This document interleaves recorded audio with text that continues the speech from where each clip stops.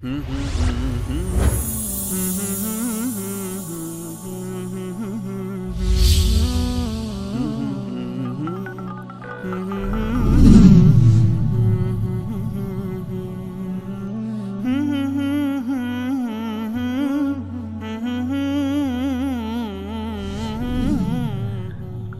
سلام علیکم. بنده کریم زایی هستم. جناب آقای انصاری، شما که میگین جهت مثلا شما میخواین پیام بذارین چیز جهت موارد اختلافی با شیعیان، مگه ما اهل تسنن با شیعیان کجا یه وجهی باشه که با هم دیگه مثلا مشارکت داشتیم؟ تو هیچ زمینه ما با شیعیان هیچ گونه همخوانی نداریم.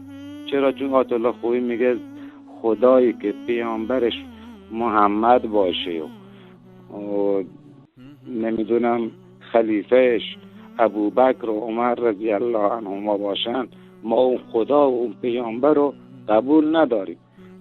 خب ما که خدایمون خدای محمده که 4 تا خلیفه هم داره که مشخصن.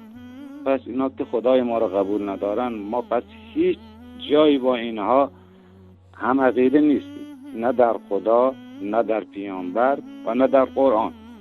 خدا حافظ، خدا نگهدارتون. ممنون از برنامه‌های خوبتون. متشکرم. خدا حافظ. الو، سلام آقای انصاری. من فضل من الله هستم، از برادرای افغانی مهاجر هستم در ایران. از برنامه خوبتان بسیار ممنون هستم. از دور پیشانی شما را بوسه میکنم. شما بسیار عزیز هستید، بسیار انسانای با شرف، با اخلاص با خدا هستید. شما کسایی هستید که گل برفت و گلستان شد خراب، بوی گل را از که جویم از گلاب. شما گلاب هستید. وقتتان نمیگیرم. انشالله شب روز خوشی داشته باشید. خداوند شما را برای هدایت این انسان ها همیشه صفا داشته باشه. خداحافظ. خداحافظ.